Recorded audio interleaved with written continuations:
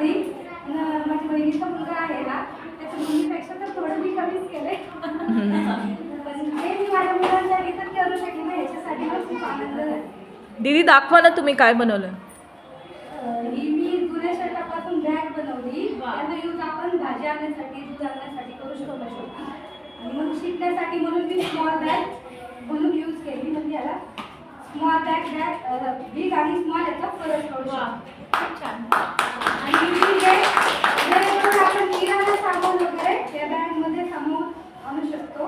म्हणून मी थोडी मोठी आकाराची बनवली की जेणेकरून त्याला बिग आणि स्मॉलचा फरक कळेल. आणि मी हे रेल्वेमधून गावामधनं जो कपडा उरलाय त्यापासून मी हे बनवला जेणेकरून त्याला समजेल की माझा ए पासून माणूस ना.